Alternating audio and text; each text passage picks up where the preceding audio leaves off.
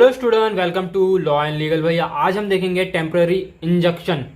इसके बारे में इस वीडियो में पूरा डिटेल देखेंगे, लेकिन इसको जानने से पहले आपको इंजंक्शन क्या होता है ये जानना जरूरी है। तो चलो वो भी देख लेते हैं क्या होता है। तो इट्स मीन स्टे ऑर्डर। अब ये देखो, ये एक कोर्ट का ऑर्डर होता है जिसे किसी भी और किसी काम पर रोक लगा सकते हैं या काम करने के लिए परमिशन दे सकते हैं। ठीक है। एक इंजंक्शन क्या होता है, यानी कि जैसे कि अगर हमें किसी का काम रोकना है जो इलीगल काम कर रहा है, अपने प्रॉपर्टी पे किसी और प्रॉपर्टी पे अगर वो काम कर रहा है इलीगल तरीके से, तो हम उसको वहाँ पे स्टे लगा सकते हैं, यानी कि कोर्ट के थ्रू उसको मना करा सकते हैं।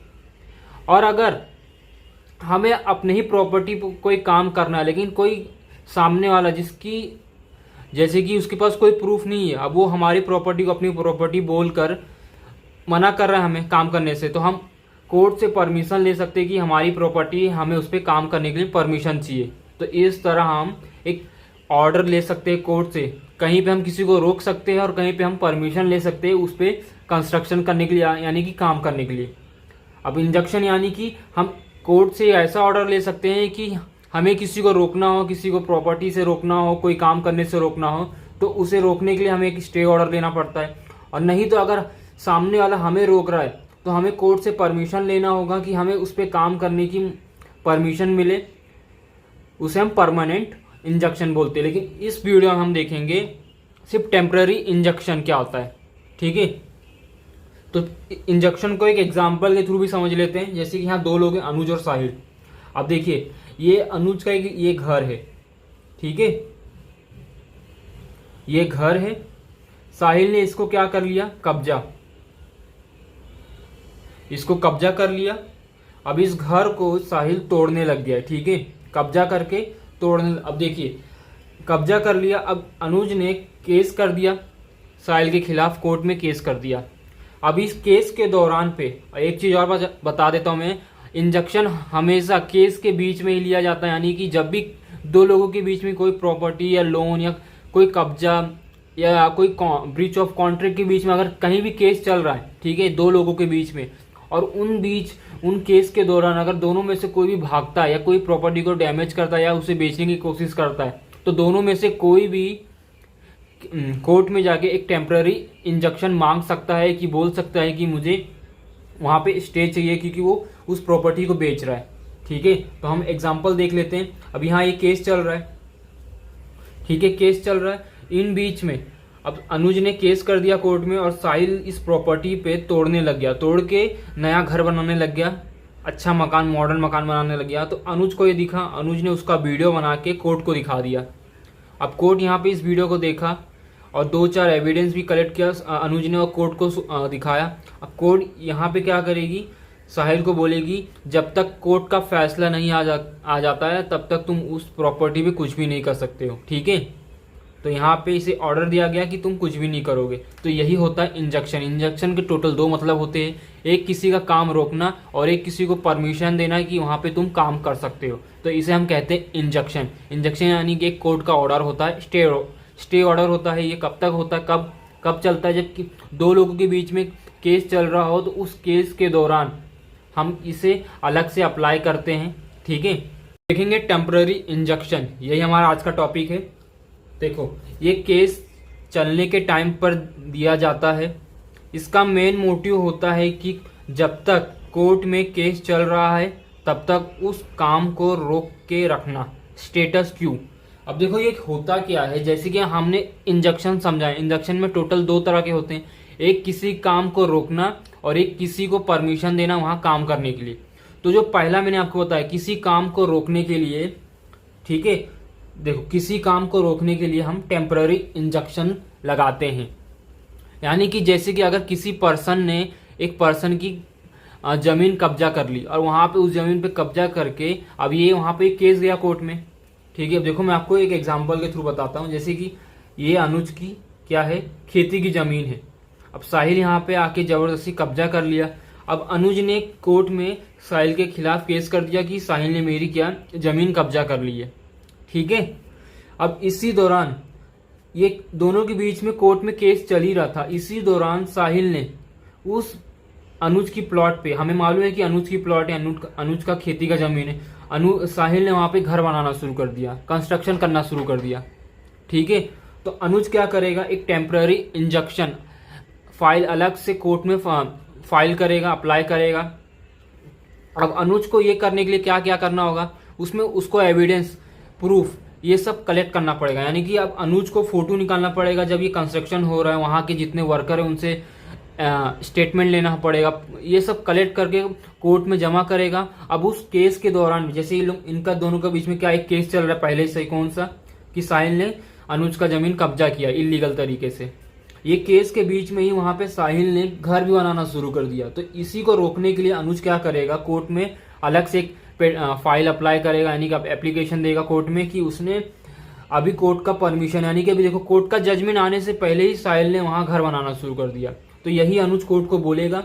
अब कोर्ट क्या करेगी, अगर सच में ये, अगर एक, यानी कि जो अनुज बोल रहा अगर वो सच है, तो कोर्ट एक टेम्पररी इंजंक्शन लगा देगी, यानी कि साहिल को बोलेगी तुम यहाँ पे जब तब काम नहीं कर सकते जब तक हमारा इस जो तुम दोनों के बीच में कोर्ट का, यानी कि जो केस चल रहा है उसका फैसला नहीं आ जाता, जजमेंट नहीं आ जाता, तब तक तुम दोनों में से कोई भी उस प्रॉपर्टी पे कुछ भी नहीं कर सकता, ना डैमेज ना बना सकता है।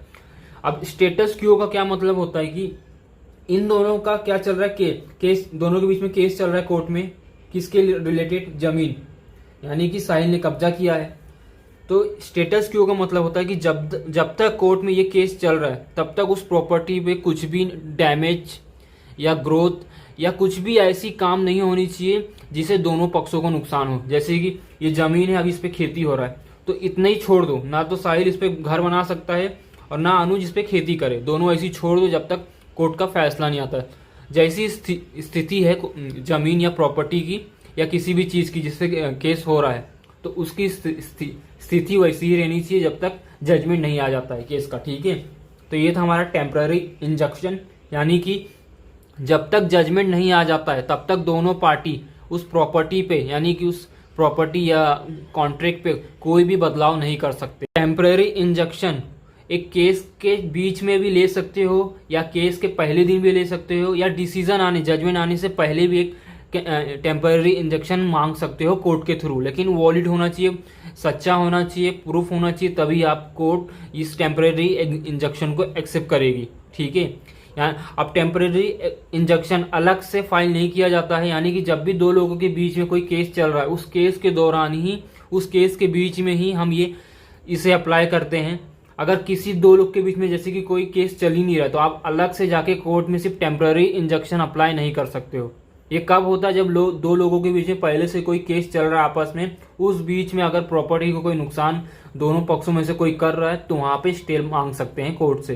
तो ये होता है हमारा टेम्पररी इंजंक्शन। अब देखते हैं कि कौन किसके खिलाफ एक टेम्पररी इंजंक्शन मांग सकता है, ठीक है, यानी कि कौन अप्लाई कर सकता है किसके खिलाफ, वो दोनों हम देखते हैं इसमें। तो देखो प्लेंटिफ, जैसे कि हम एग्जांपल लेते हैं ए और बी। ए के पास एक प्लॉट है, ठीक है। अब बी ने इस पे क्या किया, कब्जा किया। कब्जा करने के बाद ए ने क्या किया, इस पे केस कर दिया। पहले केस करेगा, केस करने के बाद इन केस के बीच में अगर बी उस प्लॉट पे आकर घर बनाना शुरू कर देता है तो ए क्या करेगा, एविडेंस के साथ, प्रूफ के साथ कोर्ट में पेश करेगा, एप्लीकेशन फाइल करेगा टेम्पररी इंजंक्शन का कि बी वहां पे कोर्ट का फैसला आने से पहले ही वहां पे घर बनाना शुरू कर दिया है। तो यहाँ पे प्लेंटिफ कौन है, ए, डिफेंडेंट कौन है, बी, क्योंकि प्लेंटिफ ही ने क्या किया, बी के खिलाफ क्या किया, केस फाइल किया कि बी मेरा कब्जा किया था, घर प्लॉट कब्जा किया है। अब जब ये प्लॉट के बारे में केस हो ही रहा था, यानी कि कोर्ट में ये केस चल ही रहा है, उसी दौरान जजमेंट आने से पहले बी वहां प्लॉट पे घर भी बनाना शुरू कर दिया। तो उसी को रोकने के लिए ए क्या करेगा, कोर्ट में टेम्पररी इंजंक्शन के लिए अप्लाई करेगा। तो यहाँ पे ए क्या, प्लेंटिफ। फिर अगर हम तो देखो यहाँ पे प्लेंटिफ क्या करता है, अप्लाई करता है किसके अगेंस्ट, किसके खिलाफ किया उसने, डिफेंडेंट। तो कौन अप्लाई करता है, प्लेंटिफ, किसके खिलाफ, डिफेंडेंट के खिलाफ। लेकिन यहाँ पे कभी कभी उल्टा हो जाता है, कभी कभी क्या होता है ना, डिफेंडेंट भी प्लेंटिफ के खिलाफ टेम्पररी इंजंक्शन मांग सकता है। अब देखिए कब्जा किसने किया, बी ने, ठीक है, बी ने यही प्लॉट कब्जा किया, ए ने केस फाइल कर दिया। तो ए क्या है हमारा, प्लेंटिफ, बी क्या है, डिफेंडेंट। अब इसी दौरान केस अभी ये केस चल रहा है कोर्ट में और दोनों के बीच में कोई जजमेंट नहीं आया अभी केस का, यानी कि जज के थ्रू कोई डिसीजन नहीं आया इस केस में। अब डिसीजन नहीं आने से पहले ए जिसकी प्लॉट है, ए को मालूम है मेरा प्लॉट है, लेकिन अभी इन दोनों के बीच में केस चल रहा है कोर्ट में, तो ए वहां पे घर बनाना शुरू कर दिया। तो जो डिफेंडेंट है वो ए के खिलाफ क्या कर सकता है, टेम्पररी इंजंक्शन मांग सकता है कोर्ट में। लेकिन हमेशा इंजंक्शन मांगते वक्त कोर्ट के कुछ रूल्स और गाइडेंस होते हैं, उसको फॉलो करके तभी प्रॉपर एक इंजंक्शन मिलता है। यानी कि प्रूफ होना चाहिए, एविडेंस होना चाहिए कि या सच में वो पर्सन कर रहा है, तभी कोर्ट अलाउ यानी कि एक्सेप्ट करती है किसी का temporary injunction. Without evidence court इसे एक्सेप्ट नहीं करती है, ठीक है। तो ये था हमारा कि कौन अप्लाई करता है, किसके खिलाफ होता है। तो दोनों पार्टीज अप्लाई कर सकती है, दोनों के अगेंस्ट।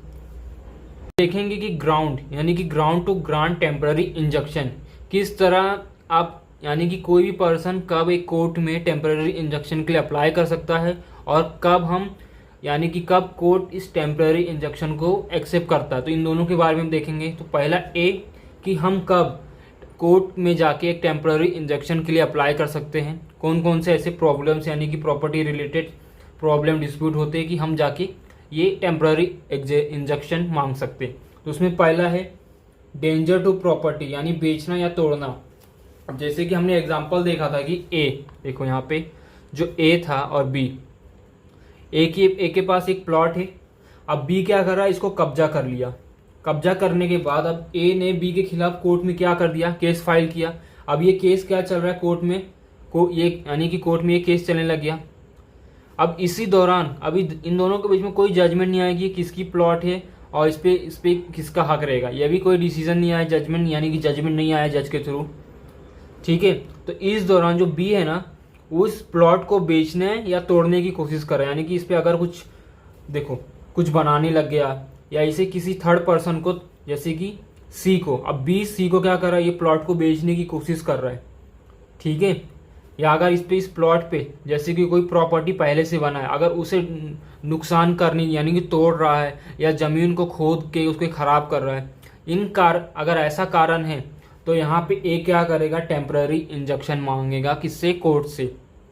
कोर्ट से बोलेगा कि सर अभी तक कोर्ट का कोई फैसला नहीं आया और उसके बावजूद भी उस प्लॉट को बेचने की कोशिश कर रहा है और या तो उसे तोड़ने की कोशिश कर रहा है, जो भी प्रॉपर्टी उस प्लॉट पे बनी उसे तोड़ने की कोशिश कर रहा है। अगर ऐसा दो कारण है तो वहाँ पे ए यानी कि प्लेंटिफ कोर्ट में जाके टेम्पररी इंजंक्शन मांग सकता है।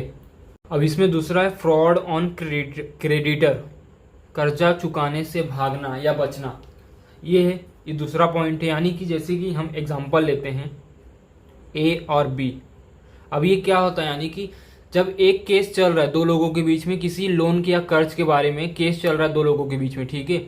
अब उस बीच में जिसने लोन लिया यानी कि डेप्टर, अगर वो भागने की कोशिश करता है या अपनी प्रॉपर्टी बेचने की कोशिश करता है और क्रेडिटर को ये पता चलता है और उसके पास वॉलेट प्रूफ, यानी कि वो भागते हुए या तो प्रॉपर्टी को बेचते हुए डेप्टर की फोटो ले लेता है, किसी का स्टेटमेंट ले लेता है, जिसको बेच रहा उसका फोटो और उसका स्टेटमेंट ले लेता है। कोर्ट में क्रेडिटर उसे बताता है, कोर्ट को बताता है और शो कर देता है जितने भी प्रूफ है।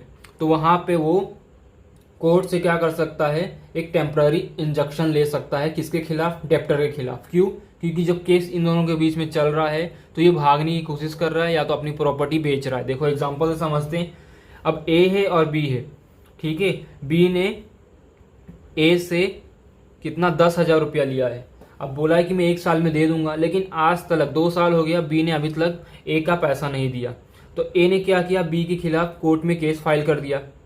अब इन दोनों के बीच में क्या चल रहा है, कर्ज के मामले में क्या चल रहा है, केस चल रहा है दोनों के बीच में और अभी तक कोर्ट से कोई फैसला नहीं आया। लेकिन उस कोर्ट का फैसला नहीं आया, उसके बावजूद भी बी क्या कर रहा है, अपनी जितनी भी प्रॉपर्टी है, प्रॉपर्टी चाहे वो इमूवेबल या मूवेबल हो, फिर इनको बेचने की कोशिश कर रहा है।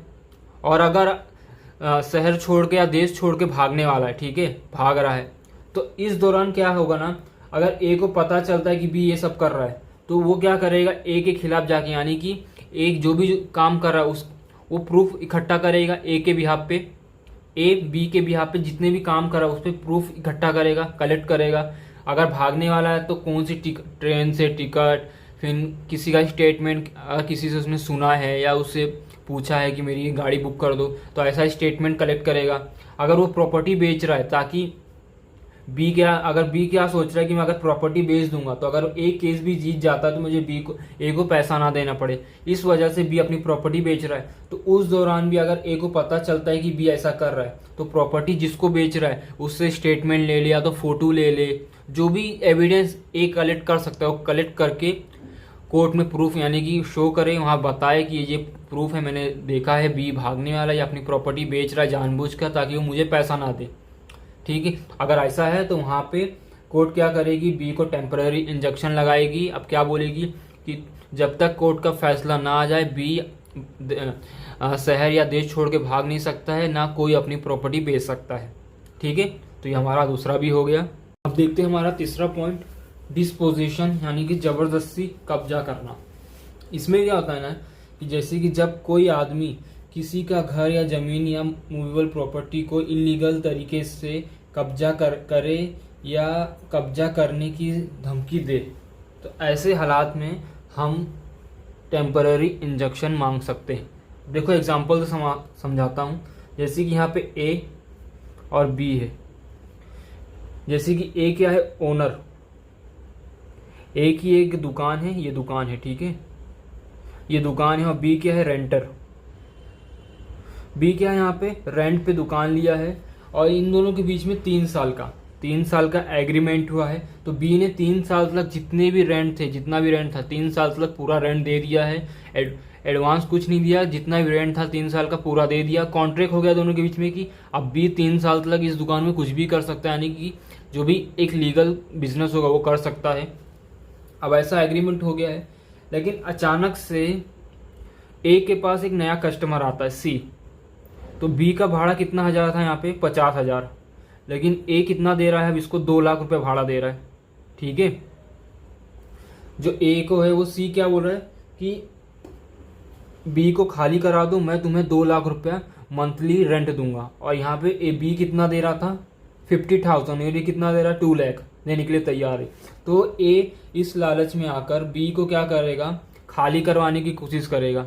तो इस दौरान बी क्या करेगा, पहले कोर्ट में जाके मेन केस फाइल करेगा। बोलेगा कि जो हमारे बीच में कॉन्ट्रैक्ट हुआ है 3 साल का, लेकिन वो अभी मुझे 1 साल हुआ है, कॉन्ट्रैक्ट का 2 साल और बचा है, तो यहाँ पे बी मुझे क्या कर रहा है, खाली करवाने की कोशिश कर रहा है।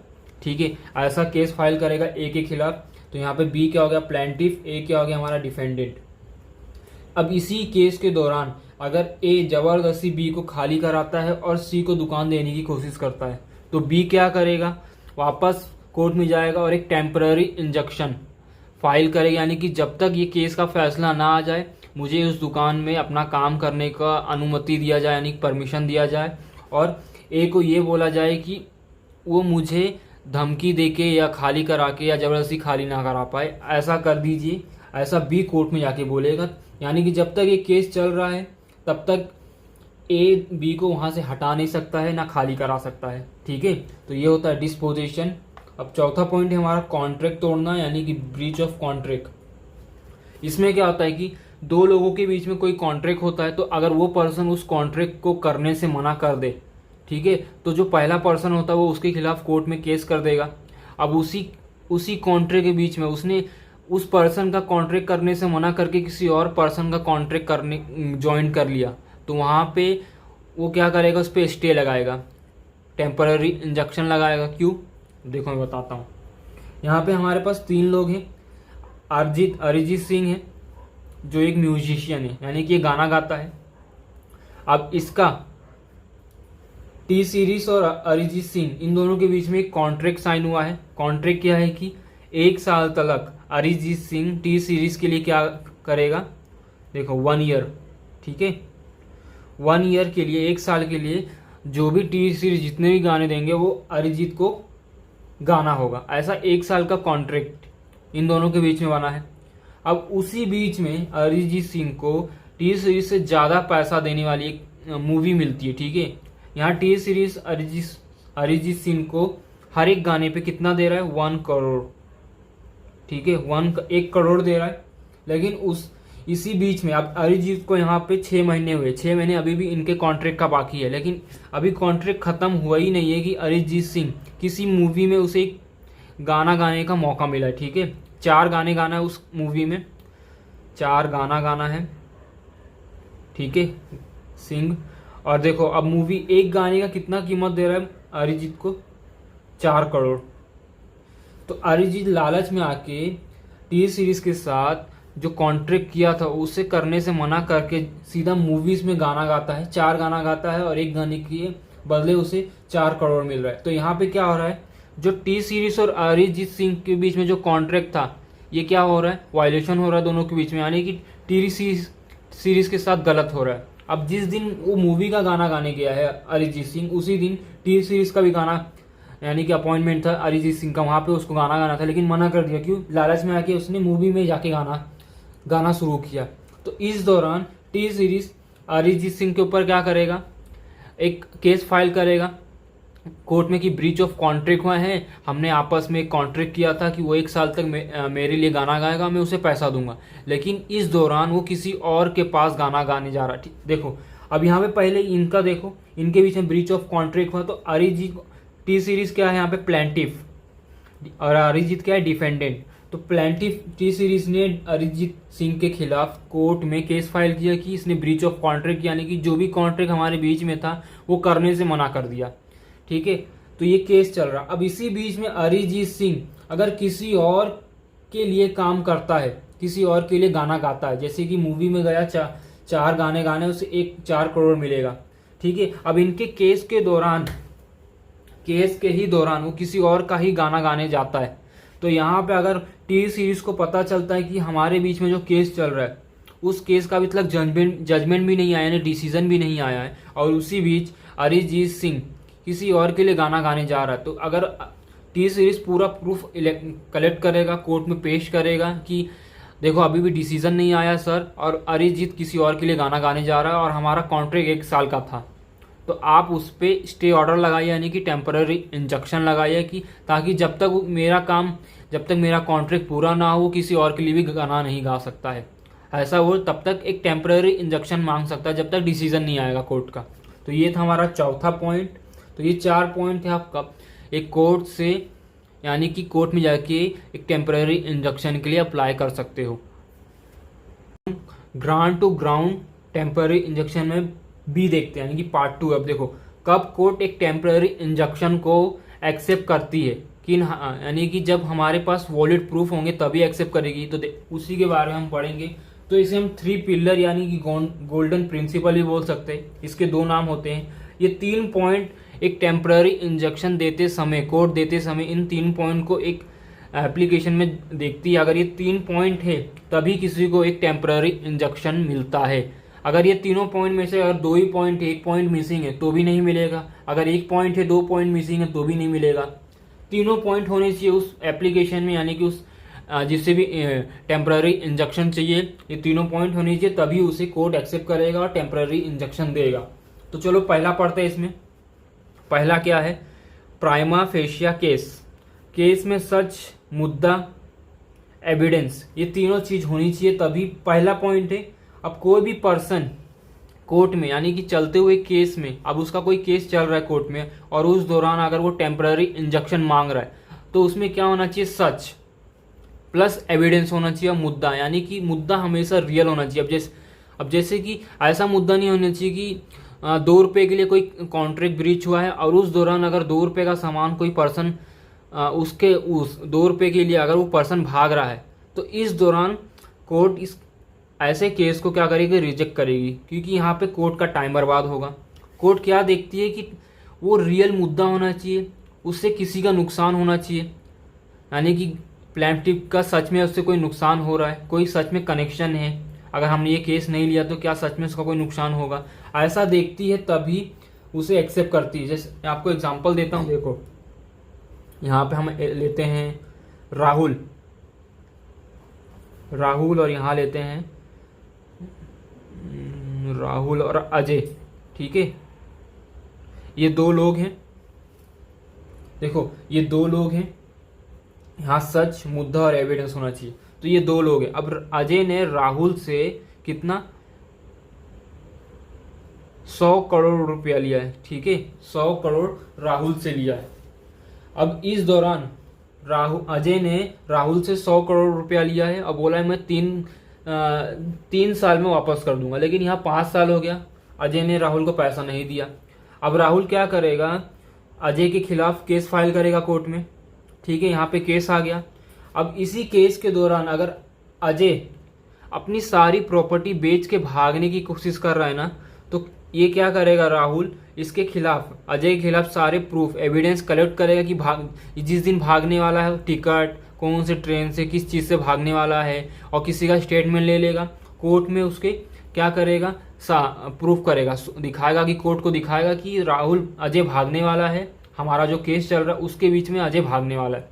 अगर राहुल के उस एविडेंस में दम होगा, अगर राहुल सच बोल रहा है, यानी कि अगर राहुल के बात में सच में सच्चाई है कि सही में क्या अजय भागने वाला है, अगर ऐसी सच्चाई एप्लीकेशन में दिखती है, टेम्पररी इंजेक्शन में दिखती है, केस के दौरान राहुल के थ्रू अगर सच में दिखती है कि हाँ सच में वो भागने वाला है, जो इसने एविडेंस दिया वो सच में सही है, तो ऐसे तो इसमें क्या आया, एक मुद्दा आया, तो कोर्ट इस टेम्पररी इंजेक्शन को एक्सेप्ट करेगी, क्योंकि राहुल यहाँ पे झूठ नहीं बोला, जो भी इसने प्रूफ दिया वो एकदम एक्यूरेट है। जो भी स्टेटमेंट इसने किसी पर्सन को लाके बुलवाया कि ऐसा बताओ सच में वो भागने वाला है, अगर वो सच में ऐसा ही है तो कोर्ट इस केस में क्या करेगी, टेम्पररी इंजेक्शन देगी, ठीक है। लेकिन अगर राहुल झूठा रहा, उसका जो एविडेंस दिया हुआ रहा वो गलत है, तो वहाँ पे कोर्ट टेम्पररी इंजेक्शन नहीं देगी, मना कर देगी, ठीक है। ये पहला पॉइंट था। अब देखते हैं हमारा दूसरा पॉइंट, इररेपेरेबल इंजुरी, ऐसा नुकसान जिसकी भरपाई पैसे से नहीं हो पाएगी, ठीक है, ऐसा नुकसान। कभी कभी क्या होता है ना, देखो यहाँ पे लिखा है, कोर्ट तभी एप्लीकेशन एक्सेप्ट करती है जब आप ये साबित कर दें कि अगर अभी स्टे नहीं मिला तो आपका ऐसा नुकसान होगा जिससे आप पैसे देकर भी ठीक नहीं किया जा पाएगा, ठीक है, ऐसा नुकसान। अब हमने अभी इससे पहले वाले पॉइंट 1 में एक एग्जांपल देखा था, कौन सा था, राहुल और अजय ने राहुल से कितना की लिया था, 100 करोड़ रुपया लिया था और बोला था 3 साल में दे दूंगा, लेकिन 5 साल हो गया, अजय ने पैसा नहीं दिया, तो राहुल ने अजय के खिलाफ क्या किया, यहाँ पे देखो, राहुल ने अजय के खिलाफ केस फाइल कर दिया कोर्ट में। इस दौरान अजय क्या कर रहा है, केस के बीच में ही भागने की कोशिश कर रहा है, अपनी जितनी प्रॉपर्टी उसे बेच के दुबई भागने की कोशिश कर रहा है। तो यहाँ पे राहुल क्या करेगा, इसके खिलाफ एविडेंस कलेक्ट करके कोर्ट में शो करेगा, बताएगा कि अजय भागने वाला है, ठीक है। लेकिन अगर इसी दौरान अगर कोर्ट ने इस टेम्पररी इंजेक्शन को मना कर दिया, ठीक है, मना कर दिया, जो राहुल ने एविडेंस दिया, कोर्ट ने बोला कि ये गलत है, मना कर दिया, हमें तो मालूम है कि सच में अजय भागने वाला है और राहुल एक प्लेंटिफ, एक इनोसेंट पर्सन है, उसने पैसा दिया है, लेकिन कोर्ट ने राहुल का यही एप्लीकेशन ठुकरा दिया। इनका केस तो चल रहा है, लेकिन जो टेम्पररी इंजेक्शन है कि जैसे कि राहुल भागने वाला है और अपनी प्रॉपर्टी बेच रहा है, ये टेम्पररी इंजेक्शन कोर्ट ने ठुकरा दिया, कैंसिल कर दिया, रिजेक्ट कर दिया। तो अगर रिजेक्ट कर देता है, तो अगर देखो राहुल केस जीत भी जाता है, तो यहाँ पे अजय क्या किया, अगर टेम्पररी इंजेक्शन राहुल को नहीं मिलता इस केस के दौरान, ठीक है, नहीं मिला, तो इन केस अगर राहुल फ्यूचर में ये केस जीतेगा ही, तो राहुल देखो, तो अजय यहाँ पहले से सारी प्रॉपर्टी क्या कर रहा है, बेच रहा है, और बेचने का दुबई भाग जाएगा। तो राहुल को अगर इस केस में जीत भी हासिल होता है, तो क्या उसका पैसा, उसका 3 करोड़ पैसा उसे मिलेगा, नहीं मिलेगा। क्यों नहीं मिलेगा, क्योंकि कोर्ट ने वहाँ पे जो उसने एप्लीकेशन डाला था टेम्पररी इंजेक्शन का, वो रिजेक्ट कर दिया, बोला कि ये गलत एविडेंस है, कुछ ऐसे कोई कारण की वजह से रिजेक्ट कर दिया, ठीक है। तो यहाँ पे जो उसका डिफेंडेंट था, जो इसे पैसा देने वाला था राहुल को, जब राहुल केस जीतता तो पैसा किससे लेता, अजय से, लेकिन अजय तो पहले ही भाग भी गया और जितनी भी उसकी प्रॉपर्टी सब बेच भी दिया। तो अब जहाँ केस चल रहा वहाँ अजय की कोई प्रॉपर्टी नहीं बची, ना अजय खुद बचा। तो अब जब राहुल केस जीत गया तो उसे पैसा कौन देगा, कोर्ट देगी, कोर्ट तो नहीं देगी, कोर्ट क्या करती है, सिर्फ केस सॉल्व करती है। तो ऐसी जीत का क्या मतलब, तो उसी का मतलब होता है ऐसा नुकसान जिसकी भरपाई पैसा नहीं कर पाएगी। अब यहाँ पे पैसा ही था, तो यहाँ पैसा देने वाला ही भाग गया तो पैसा तो अब राहुल को मिलेगा नहीं, तो जीत का भी कोई मतलब नहीं है, इसीलिए टेम्पररी इंजेक्शन दिया जाएगा। ठीक है, यही देखा जाता है कि सच में अगर हमने कोर्ट इसमें पॉइंट नंबर 2 में ये देखती है कि अगर हमने टेम्पररी इंजेक्शन नहीं दिया तो क्या राहुल को सच में कोई नुकसान होगा, ये देखती है। ठीक है, और अगर हमने टेम्पररी इंजेक्शन नहीं दिया, अगर हमने दे दिया तो क्या राहुल को कोई नुकसान नहीं होगा, ये दोनों चीज इसमें देखा जाता है, तभी एक किसी पर्सन को टेम्पररी इंजेक्शन दिया जाता है। इस पॉइंट में ये देखा जाता है कि अगर हमने एक टेम्पररी इंजेक्शन दे दिया तो क्या उस राहुल को कोई नुकसान नहीं होगा या होगा, अगर हमने नहीं दिया तो कितना नुकसान होगा। ठीक है, तो इसमें वही देखा जाता है। अब हमारा आखिरी पॉइंट है, इस ग्राउंड के बेसिस पे कोर्ट क्या करती है, किसी का टेम्पररी इंजेक्शन एक्सेप्ट करती है। तो ये थर्ड पॉइंट है, बैलेंस ऑफ कन्वीनियंस, सुविधा का संतुलन। इसमें क्या होता है ना, जैसे कि हमने एग्जांपल देखा था राहुल और अजय। अजय ने क्या किया था, राहुल से 100 करोड़ लिया था, बोला था 3 महीने में दे दूंगा, लेकिन नहीं दिया। फिर राहुल ने अजय के खिलाफ कोर्ट में केस फाइल कर दिया। ठीक है, केस फाइल कर दिया। अब ये केस के दौरान अजय भागने की कोशिश कर रहा है। अजय क्या कर रहा है, भागने की कोशिश कर रहा है। अब इसको जानने से पहले हम एक बार रीड कर लेते। देखो, कोर्ट टेम्पररी इंजेक्शन तब एक्सेप्ट करती है जब वो देखती है कि अगर प्लेंटिफ को डिफेंडेंट से ज्यादा नुकसान होगा, तब कोर्ट टेम्पररी इंजेक्शन ना दे, तब वो एक्सेप्ट करती है। जिसका ज्यादा नुकसान होगा कोर्ट उसके साइड होगी। अब जैसे कि यहाँ पे देखो, अजय भागने वाला है, राहुल ने पहले से एप्लीकेशन फाइल किया कि अजय भागने वाला है, उसे रोक लिया जाए वरना मेरा नुकसान हो जाएगा, ऐसा राहुल ने कोर्ट को बताया। तो यहाँ पे कोर्ट क्या चेक करेगी कि इन दोनों में से किसका ज्यादा नुकसान होगा। अब जैसे कि अगर अजय दुबई भाग जाता है अपनी सारी प्रॉपर्टी बेचकर, तो अगर राहुल केस जीत भी जाता है तो क्या उसे पैसा मिलेगा, नहीं, उसका जो 100 करोड़ नुकसान हो जाएगा। तो यहाँ पे अजय से ज्यादा किसका नुकसान हो रहा है, राहुल का हो रहा है, क्योंकि अजय ने 100 करोड़ का लोन भी लिया, वो लोन बिना चुकता है अपनी सारी प्रॉपर्टी बेच के दुबई भाग गया अजय। तो यहाँ अगर राहुल केस जीत भी जाता तो नुकसान किसका ज्यादा, राहुल का है। ठीक है, तो एस कोर्ट इसमें वही चेक करेगी कि दोनों पर्सन यानी कि प्लेंटिफ और डिफेंडेंट के बीच में किसका ज्यादा नुकसान होगा, कोर्ट उसके तरफ ही जाएगी। जैसे कि अभी किसके तरफ ज्यादा नुकसान हो रहा है, राहुल का। अगर अजय भाग जाता है तो राहुल का बहुत नुकसान होगा, तो इसीलिए अजय को रोका जाएगा ताकि राहुल का कोई नुकसान इसमें ना हो। जब तक केस का डिसीजन ना आए राहुल इधर ही रहे, अपनी प्रॉपर्टी नहीं बेच सकता है, कोर्ट उस पर स्टे ऑर्डर लगा देगी, एक टेम्पररी इंजेक्शन दे देगी। ठीक है, ऐसा हो सकता है। लेकिन अगर यही राहुल एप्लीकेशन फाइल करता है टेम्पररी इंजेक्शन का और यहाँ पे अजय भागने की कोशिश नहीं कर रहा है, ठीक है, सिर्फ अपनी प्रॉपर्टी बेच रहा है। ठीक है, ये अजय यहाँ पे कोई प्रॉपर्टी नहीं बेच रहा है, सिर्फ भागने वाला है। तो यहाँ पे ये देखा जाएगा, अब राहुल ने टेम्पररी इंजेक्शन के लिए अप्लाई किया तो कोर्ट देखेगी कि राहुल सच बोल रहा है, अजय भागने वाला है। लेकिन कोर्ट ये देख रही है कि अजय का जो प्रॉपर्टी है वो तो यहीं पे है, अजय भले ही भाग जाए, लेकिन अगर राहुल केस जीतती है तो अजय की प्रॉपर्टी को बेच के राहुल को पैसा मिल जाएगा। तो इसमें क्या करेगी, एप्लीकेशन जो रहेगा टेम्पररी एप्लीकेशन यानी कि टेम्पररी इंजेक्शन वो कैंसिल कर देगी, क्योंकि जो अजय की प्रॉपर्टी वो अभी भी इधर ही है। तो इनकेस अगर राहुल केस जीतता है तो उसे बेचकर पैसा दे दिया जाएगा। ठीक है, तो इस पार्ट में यही देखा जाता है कोर्ट के थ्रू, यानी कि जो उनका तराजू होता है वो बराबर होना चाहिए। जैसे कि जो प्लेंटिफ है अगर उसका डिफेंडेंट से ज्यादा डिफेंडेंट से बहुत ज्यादा नुकसान होगा अगर टेम्पररी इंजेक्शन नहीं दिया जाए।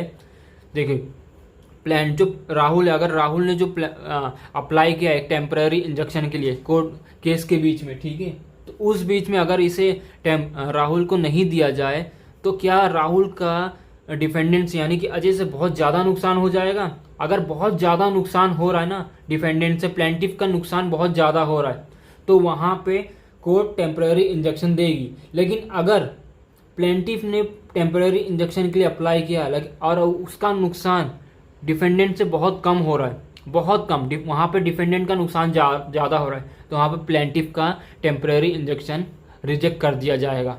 तो ये थे हमारे आखिरी पॉइंट। तो ये पूरा था हमारा टेम्पररी इंजेक्शन क्या होता है, कौन अप्लाई कर सकता है, क्या ग्राउंड होते हैं, कब आप अप्लाई करते हो, कोर्ट कैसे एक्सेप्ट करती है।